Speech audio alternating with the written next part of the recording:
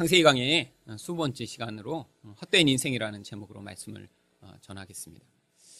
아담과 하와가 에덴 동산에 살고 있다 이렇게 쫓겨난 다음에 얼마나 힘들고 고통스러웠을까요? 그런데 이렇게 힘든 인생, 고통스러운 인생에 처하게 되면 사람들이 그때 하는 반응들이 있습니다. 바로 오늘 본문에서는 이렇게 하와의 반응, 또 가인의 반응을 통해 이렇게 고통스러운 상황, 또 어려운 상황 가운데 사람들은 어떤 헛된 일들을 하며 그 상황들을 이겨내려고 하는지를 살펴보고자 합니다. 첫 번째로 이런 고통스러운 상황에서 사람들은 그것들을 이겨내기 위해 어떤 일을 하냐면 먼저 헛된 소망을 품게 됩니다. 1절 말씀을 한번 다시 보시겠습니다. 아담이 그의 아내 하와와 동침하며 하와가 임신하여 가인을 낳고 이르되 내가 여호와로 말미암아 등남하였다 하니라. 아담과 하와가 이렇게 에덴 동산에 쫓겨났지만 그들은 이제 부부로서 이제 서로 동침하여 자녀를 낳게 됩니다. 그런데 그렇게 낳은 첫 번째 자녀의 이름이 가인입니다. 여러분, 가인의 이름의 뜻을 아시나요? 이 가인이라고 하는 뜻은요, 얻었다 이런 뜻입니다. 여러분, 누가 만약에 전화해서 나 얻었어, 나 가졌어, 그러면 여러분이 뭐라고 대답을 하셔야 정상일까요? 뭘 얻었는데, 뭘 가졌는데. 그런데 하와가 자식을 낳았고요, 그냥 얻었다, 그냥 그렇게 했어요. 단순히 자식을 얻었다라고 이야기한 것일까요? 아니요, 이미 어떤 내용을 다 알고 있어요. 내가 뭐뭐를 살려고 그랬는데 너무 잘 안 구해지더라, 이런 얘기를 이미 하던 그런 친구 같으면 전화해서 야, 나 얻었어, 그러면 그거 샀구나 라고 알게 되는 거죠. 바로 이 하와도요, 무엇인가 지금 간절히 열망하는 게 있는 거예요. 그런데 그때까지 정말 그것이 주어지지 않았습니다. 그러다가 이 가인을 낳고 나니까 이제야 내가 얻었구나 해서 아예 이름을요, 얻었음이라고 이름을 지은 것이죠. 도대체 하와는 무엇을 열망한 것일까요? 바로 하와에게 하나님이 창세기 3장 15절에서 뭐라고 약속을 하시죠? 내가 너로 여자와 원수가 되게 하고 내 후손도 여자의 후손과 연수가 되게 하리니 여자의 후손은 내 머리를 상하게 할 것이요 너는 그의 발꿈치를 상하게 할 것이니라. 이렇게 인간을 타락하게 만든 뱀을 향해 하나님이 앞으로 여자의 후손이 오게 되면 이제 뱀의 머리가 깨트려지고 이 모든 죄악이 다시 회복돼 구원받을 것에 대한 약속이 주어집니다. 여자는요, 바로 이렇게 에덴에서 쫓겨나 고통스러운 상황에 처하자 하나님이 여자의 후손으로 말미암아 이 모든 어그러지고 잘못된 것들을 회복하시리라고 약속하셨지. 그런데 임신을 한 거예요. 그러고 나니까 내 자녀가 바로 이렇게 여자의 후손으로 나에게 태어나 이 고통스러운 나의 환경과 상황으로부터 나를 자유롭게 할 것이다라는 그런 기대를 가지고요, 이 아이가 태어났을 때 이 아이가 바로 여자의 후손, 나를 이 고통에서 자유롭게 할 메시아구나라는 생각을 가지고 얻었다라고 표현한 것입니다. 여러분, 하나님이요, 그런데 이 가인을 그런 메시아로 주신 것이 아니에요. 여러분, 지금 아마 에덴에서 쫓겨난 지 얼마 되지 않았을 것입니다. 쫓겨난 다음에 고통하는 가운데 임신을 했고요, 한 1, 2년도 지나지 않아 이렇게 출산을 한 것이죠. 그런데 만약에 이때 정말로 메시아가 바로 임했다면 아담과 하와는요, 이런 고통의 과정을 통해서만 배우게 되는 하나님에 대한 의존, 진정한 낮아짐의 자리에 이르지 못하고요, 단순히 상황만 그냥 벗어나게 되는 아마 그런 상황을 경험했겠죠. 여러분, 바로 이 가인이 메시아가 아니었기 때문에요, 이 하와는 아주 극심한 실망을 하게 됩니다. 바로 그래서 두 번째 낳은 아이 이름을 어떻게 지었냐면 2절입니다. 그가 또 가인의 아우 아벨을 낳았는데. 여러분, 이 아벨이라고 하는 이름의 뜻은요, 공허, 아무것도 없음, 이런 뜻입니다. 여러분, 자녀의 이름을 이렇게 나쁜 이름으로 지을 사람이 있나요? 애가 낳았는데 넌 아무것도 아니야, 너는 정말 너띵이야. 여러분, 근데 이 이름에요, 바로 하와의 마음이 다 담긴 거예요. 첫째 아들을 메시아인가 보다, 이 아들이 태어나고 나니까 이제 내 삶이 바뀌고 변화될 것 같아 라고 기대했는데 그게 안 되자 두 번째 아이는요, 아마 첫째 아이보다 더 그렇게 멋지게 생기지 않았던 것 같아요. 한 번 그렇게 실패하고 나니까 둘째는 더 아마 아이가 태어났는데 몸무게도 별로 많이 안 나가고요. 별로 그렇게 첫째 아이처럼 자랑스럽게 생기지 않은 아이를 보니까 너는 아예 태초부터 안 되겠구나. 글러먹었다. 그러니까 아이 이름을요 그냥 너띵이라고 지은 것이죠. 바로 이 똑같은 아벨이라고 하는 단어가요 전도서에 아주 반복됩니다. 전도서 1장 2절에 보면요. 그래서 전도자가 이르되 헛되고 헛되며 헛되고 헛되니 모든 것이 헛되도다. 히브리어로 읽으면요. 헤벨 헤벨 헤벨 헤벨 이렇게 되어 있어요. 바로 이 헤벨이라고 하는 단어가 아벨이라고 하는 이름과 똑같은 이름인 것입니다. 그런데 왜 하나님이요 이렇게 인생 가운데 이렇게 공허를 경험하게 하시는 걸까요? 내가 기대했던 그 기대감이 거기에서 만족되지 않고요. 그리고 하나님이 오히려 그것들을 추구하던 우리 마음을 이렇게 깊은 공허감에 빠뜨리시는 걸까요? 바로요 눈에 보이는 이 세상의 것, 내가 기대하던 그것들이요 우리 진짜 근원적 영적 빈곤을 채워줄 수 없음을 경험케 하시고자 하는 거예요. 그래서요 실제 구원은요 우리가 기대하는 것에서 일어나지 않습니다. 여러분 사람들이 고통스러울 때 무엇을 주로 기대하죠? 사실 모든 사람들은요 진짜 예수님을 기대하거나 하나님을 만나 이 모든 상황들이 해결될 수 있다고 생각하기보다는요 당장 내가 그 문제에서 벗어날 수 있는 그런 눈에 보이는 구원자를 기대합니다. 저도 미국에서요 논문을 쓰는데 논문이 너무너무 잘 안 써지기 시작했어요. 게다가 논문을 쓸 때 한 학기를 마치고 나서요 교수님이 갑자기 학교를 떠나버리셨습니다. 논문을 같이 준비하다가 교수님이 딴 학교로 가시고 나니까 다시 교수님을 찾으래요. 새로 교수님을 찾는데 또 한 6개월 정도가 걸렸습니다. 자꾸 뒤로 밀어주고요. 아무래도 도대체 논문을 쓸 방법이 자꾸 막히는 거예요. 그러니까 저도 늘 기도는 하나님 저를 좀 도와주세요라고 기도는 하지만 실제적으로는 정말 머리에 좀 지혜가 짠 생겼으면 좋겠다. 정말 남들처럼 좀 영어도 훨씬 잘해서 쉽게 좀 썼으면 좋겠다. 늘 그런 어떤 단기적인 기대를 하게 되죠. 여러분 내 인생마다요 어떤 상황마다 사람들이 기대하는 거예요. 돈이 없으면 돈이 정말 나에게 주어져서 정말 이 문제를 해결했으면 좋겠다. 자녀가 말을 안 들으면요 이 자녀가 좀 이렇게 마음이 확 바뀌어서 문제가 당장 좀 해결됐으면 좋겠다. 여러분 그런데 그렇게 당장 해결되고 나면 어떤 일이 벌어지나요? 우리 본질적인 마음의 태도가 변하지 않습니다. 왜? 눈에 보이는 것을 당장 기대하고 의존했지만 그 눈에 보이는 것들이 주어졌다고 해서요 우리 깊은 영적 빈곤과 공허가 채워지는 것이 아니기 때문이에요. 그래서 하나님은요 특별히 사랑하는 자녀일수록 그리고 이렇게 예수를 오래 믿어 이제는 진짜 하나님을 만나야 될 사람일수록요 어떤 때는 우리 기도에 오래도록 응답하시지 않고요 내가 기대하고 의존하려고 했던 것마다 그것들이 아무런 능력이 없음을 삶에서 오히려 더 자주 경험하게 하십니다. 그런데 신앙이 약할 때는요 하나님이 또 이렇게 오래도록 어떤 내 기대하는 것들을 채워주시지 않으면 오히려 교회를 떠나버릴 수 있으니까요 그렇게 문제가 있을 때마다 해결해 주시는 것 같고요 아플 때는요 병도 낫게 해주시는 그런 역사를 보이실 때도 있어요. 그런데 여러분 신앙생활이 이제 진행이 되어 갈수록 여러분 안에서 이런 상황적으로 문제가 해결되는 게 아니라 진짜 하나님이 누구신가를 경험해야 될 그때가 되면 하나님은요 어떤 때 오랫동안 침묵하시는 것 같은 그런 과정을 우리 인생에 주시는 것입니다. 그래야 우리가 이렇게 헛된 소망을 엉뚱한 곳에 의존하고 있는 그 의존으로부터 우리 본질 안에서부터 하나님을 의존하는 의존이 생기기 때문입니다. 여러분 한국에 기독교가 처음 들어왔을 때 사실 엄청나게 많은 기적들이 있었습니다.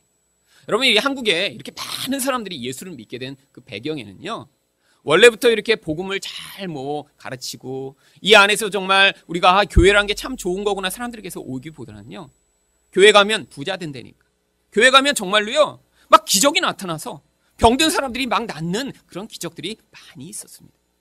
1940년대부터 70년대까지 아주 놀라운 은사를 발휘하셨던 이 박재봉 목사님이라는 분이 계십니다. 오래된 분이라 아마 여러분 잘 모르실 거예요. 근데 기독교 역사에는요 지금으로 이야기하면 조용기 목사님처럼 사람들이 손만 대면 이렇게 병들이 많이 났대요. 정말 안진뱅이가 일어나기도 하고요. 심지어는 막 온몸에 고름을 흘리는 그런 사람들도 와서 기도 한번 받고 나니까 정말 그 순간에 모든 병이 떠나가는 그런 기적도 있는 거예요. 사람들이 많이 치유받았습니다. 그런데 이분이요 굉장히 성격이 꼼꼼하셨나 봐요.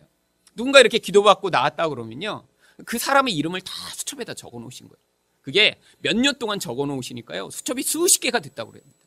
그런데 이분이 어느 날 의문이 생긴 거예요. 이분은 이제 부흥사셨기 때문에 주로 전국을 돌면서 이렇게 설교를 하셨는데, 내가 이렇게 기도를 해서 낫게 해준 이 사람들이 어떻게 지금 신앙생활을 하고 있을까? 그때 그렇게 놀라운 기적을 경험하고 아주 큰 병에서 낫는데 얼마나 지금은 뜨겁게 신앙생활을 하고 있을까? 그래서 이제 자기가 이렇게 치료를 했던 그 교회들에 다시 연락을 하기 시작했습니다.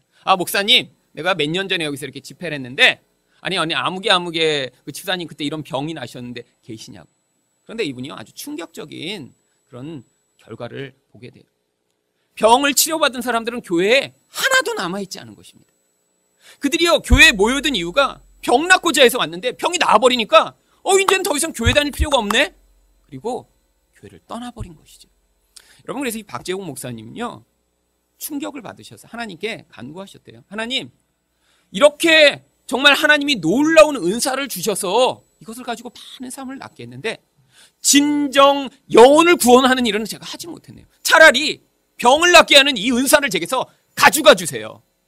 박재홍 목사님이요, 얼마나 실망을 하셨는지, 저 같으면 그냥 그것도 있으면서 그 다음에 영혼도 다시 구원하는 능력도 주세요, 이렇게 간구했을 텐데, 이분은 5번이나 이렇게 간구하셨대요. 근데 하나님이요, 그 당시에는 이제 그렇게 교회에 몰려들고 사람들을 구원한 일들이 또 있었기 때문에 이분에겐 그 능력을 70년대 돌아가실 때까지도 계속 주셨다고 해요. 여러분, 물론 사람들이 이렇게 왔다 떠난 사람도 있지만 그 당시에 사람들이 어떻게 왔습니까? 병나니까, 부자 된다니까, 문제 해결받는다니까. 여러분, 근데 지금 여전히 그 수준에 머물러 있으면요, 늘 기도가 무엇이겠어요? 정말 하나님을 경험하고 진짜 문제의 근원인 우리 영혼이 하나님으로 체험을 받아 이 땅에서 내가 돈이 있건 없건, 내가 높은 지위가 있건 없건, 남에게 사랑을 받건 사랑을 받지 않건 간에 만족하고 행복할 수 있는 사람이 되어야 하는데, 하나님을 만나지 못하면요, 무엇이 있어도 불행하고요, 어떤 높은 자리에 가도 행복하지 않고요, 많은 사람들에게 인정과 사랑을 받아도 여전히 공허한 인생을 살게 되기 때문에 하나님이요, 오히려 이런 헛된 소망을 품게 만드는 과정을 통해 하나님 백성은요, 그 과정 가운데 눈에 보이는 이 세상의 것이 아니라 하나님으로 체험받게 만드는 그런 마음의 태도를 만드시는 것입니다. 두 번째로요, 이렇게 힘들고 어려운 환경 가운데 있을 때 사람들은 어떤 추구를 하냐면 헛된 예배를 드리기 쉽게 됩니다. 3절부터 5절 상반절까지 말씀 한번 다시 보겠습니다. 세월이 지난 후에 가인은 땅의 소산으로 제물을 삼아 여호와께 드렸고, 아벨은 자기도 양의 첫 새끼와 그 기름으로 드렸더니 여호와께서 아벨과 그의 제물은 받으셨으나 가인과 그의 제물은 받지 아니하신지라. 여러분, 이들이 드린 이 제물을 바친 일은요, 바로 우리와 같이 예배를 드린 것입니다. 그런데 이렇게 예배를 드렸는데 여러분도 하나님이 오늘 예배는 받으셨구나, 오늘 받지 않으셨구나, 여러분 이렇게 돌아가시면서 알고 가시나요? 우리는 잘 모릅니다.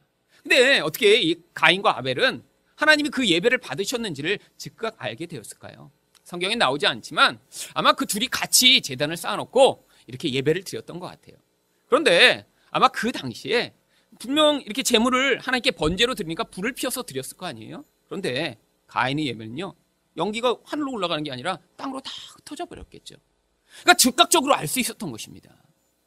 여러분, 왜 이렇게 하나님은 한 사람의 예배는 받으시고 한 사람의 예배는 이렇게 거부하신 것일까요? 먼저 아벨의 예배를 살펴보면요, 아벨은요, 바로 이 예배를 자신의 전체를 바치는 예배로 드렸기 때문에 하나님이 받으신 것입니다. 여러분, 예배란 게 무엇이죠? 와서 찬양 드리고 설교 듣는 게 예배인가요? 아닙니다. 예배는요, 하나님이 나의 전부십니다. 하나님이 내 인생에서 어떤 분보다 귀하고 소중하신 분입니다라는 것을 고백하는 자리가 예배입니다. 여러분, 그렇기 때문에 여기서 여러분이 중요한 시간을 떼어놓고 여러분에게 세상에서는 가장 중요하다고 하는 헌금을 드리며 예배를 하는 거예요. 여러분, 교회를 돕기 위해 물론 헌금을 하지만 헌금도 예배입니다. 왜죠? 세상에선 돈이 하나님처럼 여김을 받고 있으니까요. 근데 여기서 여러분이요, 하나님 앞에서 그 고백을 하는 거예요. 아니에요, 하나님. 세상은 눈에 보는 것에 의존하고 살아가지만 저는 그렇지 않습니다. 하나님이 제게는 더 소중하고 중요한 분이십니다. 라고 고백하는 거예요. 어떻게 그런데 아벨은 이렇게 하나님께 자기 전체를 드리는 예배를 드렸음을 알 수 있을까요? 바로 아벨은요, 자기 첫 양의 새끼를 하나님께 드림으로 하나님, 이 예배가 하나님께 나의 전부를 드리는 예배입니다라는 그런 고백을 한 것입니다. 여러분, 양이요, 이렇게 새끼를 낳는데 첫째 양이 낳았어요. 그럼 둘째 양이 새끼를 낳을지 안 낳을지 미리 알 수 있나요? 아닙니다. 첫째 양이 낳는데 두 번째부터 다 불임이면 그냥 한 마리로 끝나는 거예요. 근데 첫째 양이 새끼를 낳고 났는데 그냥 그거를 하나님께 믿음으로 바친 것입니다. 하나님, 내가 한 마리밖에 안 낳지만 지금 이 한 마리 주신 이것 자체도 하나님이 주신 것이기 때문에 내가 하나님께 바칩니다. 성경에서 그래서 늘 이렇게 첫 번째 것에 대한 아주 강조를 많이 합니다. 왜냐하면 모든 첫 번째 것은 나머지 전체를 대표하는 전체성을 가지고 있기 때문이죠. 출애굽기 13장 2절에서도요. 그래서 이스라엘 자손 중에 사람이나 짐승을 막론하고 태에서 처음 난 모든 것은 다 거룩히 구별하여 내게 돌리라. 이는 내 것이니라. 바로 첫 번 그 새끼를 하나님께 드림으로, 하나님, 나머지도 원래 하나님 것인데 제가 믿음으로 하나님께 이 모든 것이 하나님의 것임을 고백합니다라는 그 행위로 첫 양의 새끼를 하나님께 바친 것입니다. 그래서 이런 아벨의 제사를요, 히브리서 11장 4절에는 믿음으로 아벨은 가인보다 더 나은 제사를 하나님께 드림으로 의로운 자라 하시는 증거를 얻었다라고 이야기합니다. 두 번째로요, 또 아벨은요, 하나님께 양을 바쳤지만 실제로는요, 자기 마음을 드린 것이에요. 여러분, 그래서 4장 4절 하반절에 보면요, 여호와께서 아벨과 그의 제물을 받으셨다라고 성경이 표현합니다. 여러분, 실제로 형식은요, 양을 드린 거예요. 그런데 양만 드린 게 아니라요, 하나님이 정말 양을 필요로 하실까요? 이 땅에서 하나님이 난 피가 모자라, 이게 좀 고기 좀 태워서 그 냄새 좀 맡자, 아니 피도 좀 나한테 태워서 좀 바쳐라. 물론 고기 태우면 냄새가 아주 좋습니다. 그런데 하나님이 정말 그런 걸 원하실까요? 아니에요. 그것은 형식입니다. 그 형식 안에 진짜 하나님이 받으시길 원하는 건요, 우리 마음인 거예요. 그 형식이 온전하면요, 그 마음이, 온전한 마음이 담기는 것입니다. 바로 하나님은요, 첫 양의 새끼라고 하는 그 양 가운데 아벨의 마음을 받으신 거죠. 어떤 마음을 받으셨을까요?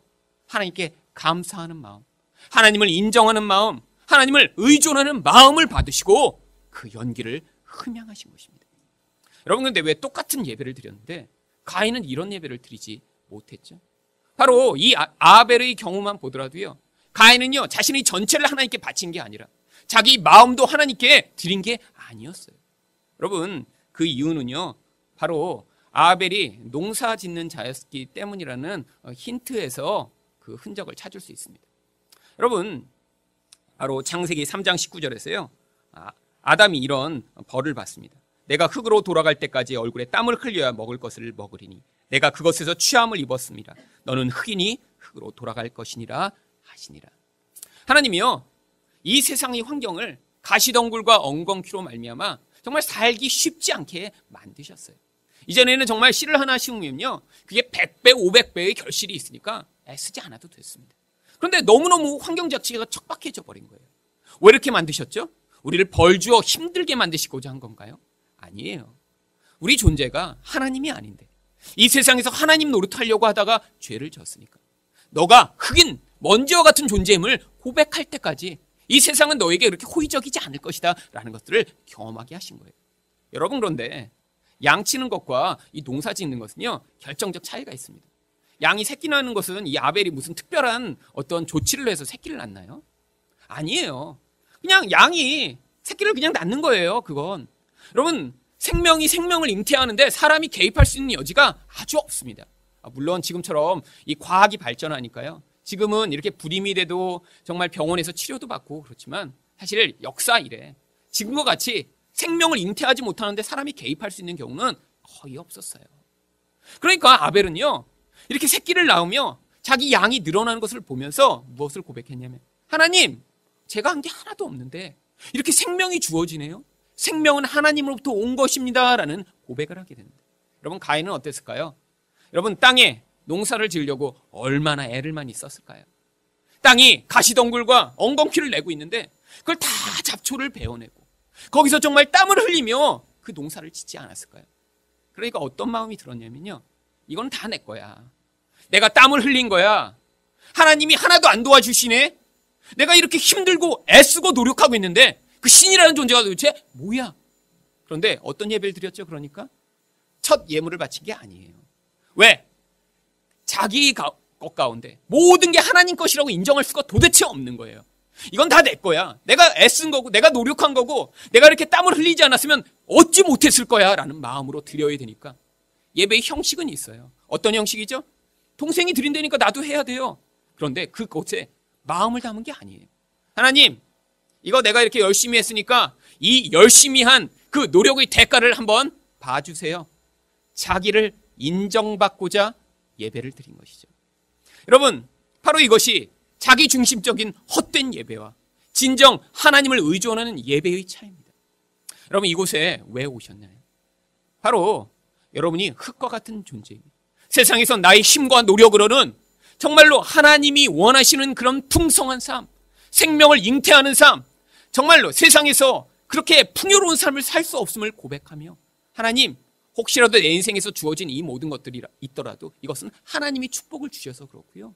제 힘과 노력으로는 정말 멋지고 아름다운 삶을 만들어낼 수 없습니다라는 고백을 하며 하나님의 은혜를 덧입고 또 우리에게 주어진 그 모든 것에 대해 감사하고자 하는 그런 마음으로 모인 것입니다.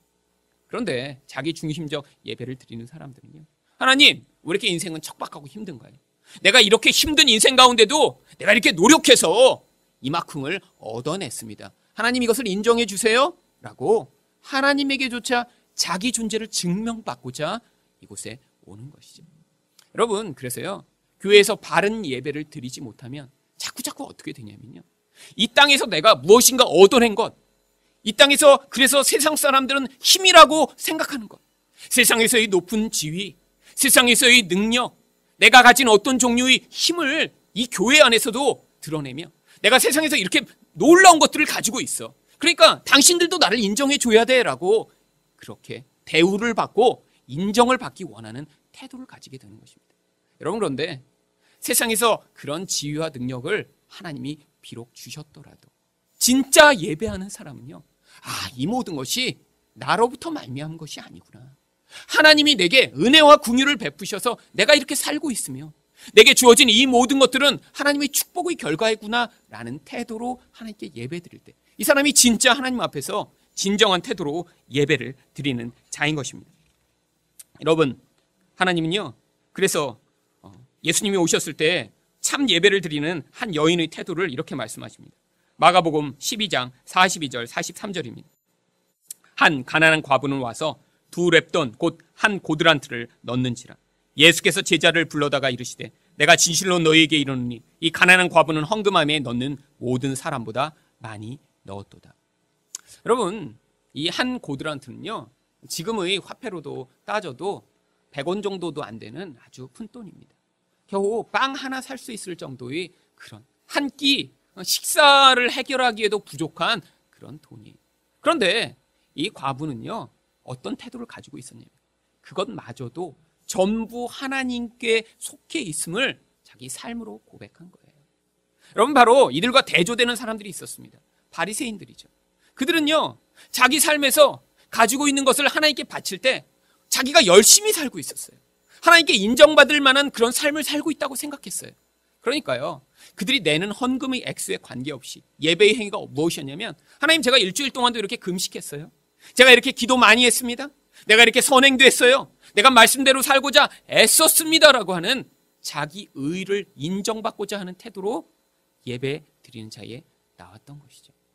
여러분, 우리 삶에서 끊임없이 그래서 하나님이 요구하시는 것은요, 이런 헛된 예제, 자기를 증명받고자 하는 그런 태도에서 정말 하나님만이 유일한 나의 높임을 받으실 분이며 하나님이 생명과 공급과 은혜가 아니면 살 수 없습니다라는 그런 반응을 하는 자들이 되기를 원하시는 것입니다.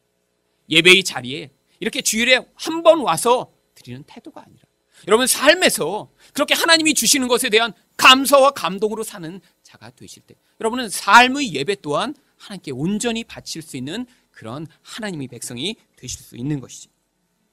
마지막으로 이렇게 고통스러운 삶 가운데 사람들은 어떤 헛된 반응을 하게 되나요? 마지막으로 헛된 싸움을 하게 됩니다. 5절 상반절에 보면요, 가인이 하나님이 이렇게 받지 않으시자 어떤 태도로 반응하냐면 가인이 몹시 분하여 안색이 변합니다. 여러분, 인간의 감정 가운데 가장 흔한 감정이요, 분노라는 감정입니다. 여러분, 근데 왜 화가 나시죠? 여러분, 자기 뜻대로 안 돼서 화가 납니다. 또 내 뜻이 있는데 남의 뜻대로 하려고 할 때 그때 화가 나죠. 여러분, 이 분노는요, 아주 나쁜 감정은 아니에요. 여러분, 이 분노를 통해서 우리는 무엇을 자꾸 깨닫게 되냐면요, 내 인생이라는 게 내 마음대로 되는 인생이 아니구나. 여러분, 왜 내 인생을 내 마음대로 살고 싶어 하죠? 바로 우리가 하나님처럼 되고 싶으니까요. 사실 그래서 왕이 되면요, 세상에서도 이렇게 힘을 가지게 되면요, 분노할 일이 줄어듭니다. 내 마음에 안 드는 일이 있으면요, 그 힘을 가지고 처단할 수 있으니까요.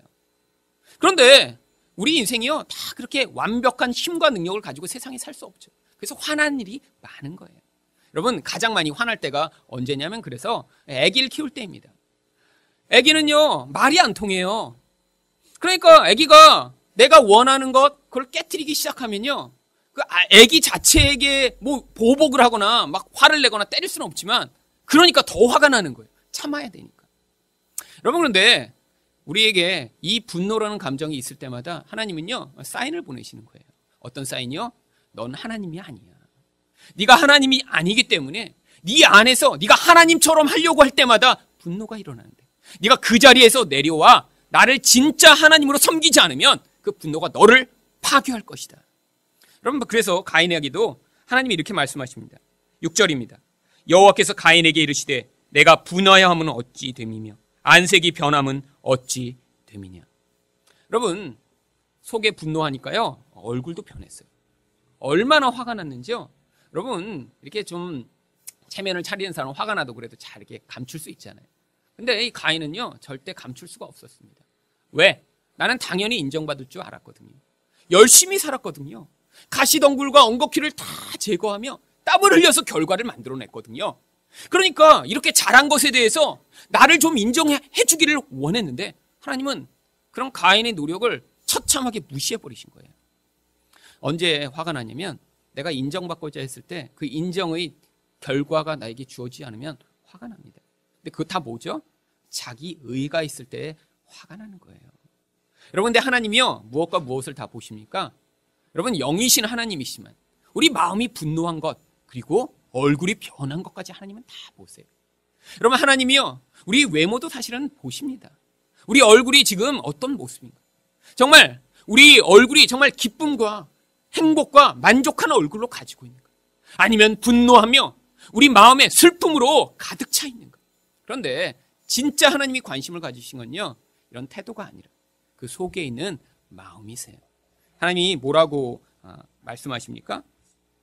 바로 7절입니다. 내가 선을 행하면 어찌 낫을 들지 못하겠느냐. 선을 행하지 아니하면 죄가 문에 엎드려 있느니라. 죄가 너를 원하나 너는 죄를 다스릴지니라.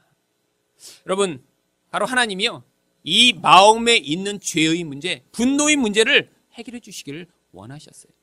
하나님이, 야 가인아, 너 지금 왜 마음에 이렇게 분노하고 있니? 라고 찾아오신 건요, 너 이렇게 화냈으니까 내가 너를 벌 줄 거야, 너 이렇게 못된 짓 하면 내가 가만두지 않을 거야, 라는 것이 아니라, 하나님이요, 늘 우리에게 다가오셔서 우리에 있는 문제를 해결해 주시고요, 우리에 있는 죄를 씻어주심으로 말미암아 우리를 도와주시고 구원하시고자 하는 거예요. 하나님이 말씀하실 땐, 개입하실 땐 늘 그런 의도가 있는 것입니다. 그런데 지금 여기에 나와 있는 이 말씀대로라면 어떤 상황 가운데 있냐면요, 후반절에 이렇게 되어 있습니다. 죄가 문에 엎드려져 있느니라. 여러분이 이 엎드려 있다라고 하는 표현은요, 성경에서 이렇게 사자가 짐승을 잡아먹기 위해 이렇게 한번 웅크렸다가 뛰어오르잖아요. 그렇게 웅크려서 어떤 짐승을 잡아먹으려고 하는 그런 자세를 표현할 때 쓰는 단어입니다. 아니, 죄가 어떻게 이렇게 웅크릴 수 있죠? 죄가 도대체 무엇을 잡아먹으려고 그러는 것이죠? 바로 이 죄는요, 사탄을 의인적으로 표현한 거예요. 여러분, 죄가 있는 곳에는요, 항상 마귀가 역사합니다. 마귀는요, 아주 기막히게 알아요. 어떤 사람이 마음에 분노가 있는지, 어떤 사람 마음에 정말로 미움이 있는지, 그래서요, 그 미움과 분노와 마음에 있는 죄가 영향을 미치려고 할 때마다 와서 그 죄를 사로잡으려고 합니다. 그런데 거기에 기회가 있는 거예요. 어떤 기회가 있냐면요, 바로 죄가 너를 원하나 너는 죄를 다스릴지니라. 앞에서도 3장 16절에서도 보았지만요, 여기는 생략법이 사용된 그런 표현이라고 말씀드렸어요.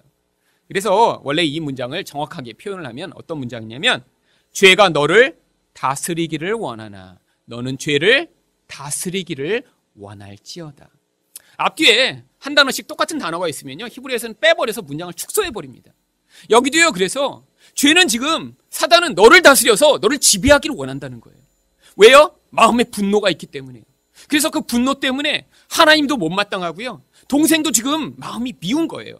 죄가 이렇게 안에서 영향을 미치고 있으니까 마귀가 바로 문 앞에 웅크리고 앉아 언제든지 그걸 사로잡아서 가인의 인생을 파괴하고자 기다리고 있는 것입니다.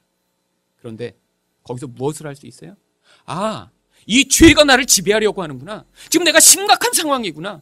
마치 내가 양에 불과한데 사자가 나를 노리고 나를 잡아먹으려고 하는구나 라는 것을 깨닫고, 하나님, 이 죄에서 저를 자유케 해주세요. 하나님, 이 죄를 다스려 주세요. 이 죄에 사로잡혀 제 인생을 파괴하지 않도록 도와주세요라고 반응했어야 되는데, 그러면 성경은요, 바로 이 7절까지 이후에 바로 8절에 무슨 사건으로 연결되냐면, 바로 가인이요, 동생을 들로 불러냅니다. 영어로는요, Let's go out to the field.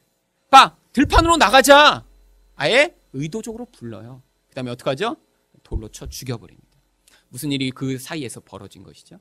가인은요, 도대체 하나님의 말씀을 받아들일 수 없었던 거예요. 왜? 내가 옳으니까요. 나는 내 노력을 증명받고자 했는데 하나님도 나를 버리시고 동생만 인정받았다고 하니까 마음에 그 분노를 참을 수 없었던 것입니다. 결국 그래서 하나님 말씀을 받아들이기보다는 난 내 뜻대로 할 거야 그랬는데, 내 뜻대로 한 게 아니라요, 무엇의 밥이 되어버린 것이죠? 사탄의 노예가 돼서 그 다스림대로 동생을 쳐 죽이는 인류 최초의 살인자가 되어버린 것입니다. 여러분, 우리 인생에서 이런 싸움이 존재합니다. 늘 싸움은요, 밖에 있는 싸움이 아니에요. 여러분 인생을 살다 보시면요, 다른 사람 때문에 화나는 경우가 많이 있으시죠. 왜 화나시죠? 그런데 여러분, 여러 가지 이유 때문에 화가 납니다. 다른 사람이요, 내가 원하지 않는 일을 막 시키려고 할 때 화가 나요. 다른 사람이요, 나보다 더 인정을 받을 때 화가 나요. 그런데 우리들은요, 그런 화가 나는 상황에 처하면 어떻게 하고 싶냐면, 그를 미워하고 비난하고 깎아내려서 내가 그보다 나은 존재라는 사실을 증명받고 싶어 해요. 여러분, 그런데 이게 바로 무엇이죠? 사탄이 사람을 파괴하는 그런 과정입니다. 그래서 그 분노를 마음에 계속 키우면 어떻게 되는 줄 아세요? 결국 내가 이렇게 인정받을 거야. 나는 너보다 잘난 존재라는 사실을 증명받을 거야. 이 아벨아, 너는 내 돌 한 번에 맞아 죽는 그런 바보 같은 놈이지? 내가 너보다 강해라는 것을 인정을 받았긴 했지만, 여러분, 결국 인류 최초의 살인자가 되는 이런 비참한 결국이 나왔듯이 마귀는요, 우리를 속여서 결국 이런 엉뚱한 싸움을 싸우게 만드는 거예요. 어떤 싸움이요? 다른 사람과의 싸움, 다른 사람에게 인정받고자 하는 싸움, 내가 남보다 강하다는 사실을 증명하고자 하는 이런 엉뚱한 싸움을 하게 만드는 것이죠. 여러분, 우리가 싸워야 할 진짜 싸움은요, 우리 마음에 있습니다. 그래서요, 잠언 말씀에 뭐라고 이야기하냐면, 잠언 25장 28절입니다. 자기 마음을 제어하지 아니하는 자는 성읍이 무너지고 성벽이 없는 것과 같으니라. 여러분, 전쟁하는데요, 성벽이 하나도 없다고 생각해 보세요. 마을이 다 무너져 버렸어요. 이게 무슨 싸움이 되겠어요? 여러분, 진짜 싸움은요, 우리 마음 가운데 있는 것입니다. 여러분 가운데 그래서요, 다른 사람이 밉고, 내가 다른 사람보다 더 이렇게 멸시받는 것 같고, 내가 다른 사람에게 인정받아야 되는데 그렇지 못한 것 같은 그런 태도에 있을 때, 여러분 거기서 내가 쟤보다는 잘해야지, 쟤보다는 인정받아야지, 쟤보다는 더 잘해서 내가 아무것도 아닌 존재라는 사실을 사람들이 모르도록 해야지라는 그런 싸움을 하시는 게 아니라요, 하나님, 나는 원래 흙입니다. 그런데 하나님이 도와주셔야 됩니다. 그리고요, 하나님, 제 마음은 제가 지배할 수 없습니다. 하나님이 성령을 보내셔서 제 마음을 다스리셔서, 하나님, 제 마음이 마귀의 지배를 받는 그런 인생이 아니라 성령의 지배를 받아 다른 사람을 사랑하고 섬기고 오히려 높여주는 자리까지 이룰 수 있는 그런 예수 그리스도와 같은 삶을 살 수 있도록 도와주시옵소서라는 그런 태도로 반응하셔요. 여러분은요, 마귀가 여러분을 지배해서 여러분의 삶을 파괴하고 관계를 파괴하고 세상을 지옥처럼 만드는 그런 도구로 사용받지 않고요, 이 세상 가운데서 여러분이 가정과 여러분이 일하는 곳과 어디서든지 하나님 나라를 하나님의 방법으로 확장하실 수 있는 그런 자들이 되실 수 있습니다. 여러분, 우리가 살아가는 이 세상의 환경은 녹록하지가 않습니다. 그 환경 가운데 세상 사람들은 흔히 헛된 소망을 품고요, 또 헛된 예배를 드리고요, 또 헛된 싸움을 싸우며 살아가지만 우리가 그 가운데 예수 그리스도로 온전히 소망을 삼고 바르게 예배를 드리며 또한 우리 마음을 다스리는 바른 싸움을 싸워 이렇게 하나님 나라를 확장하는 여러분이 되시기를 예수 그리스도로 축원드립니다.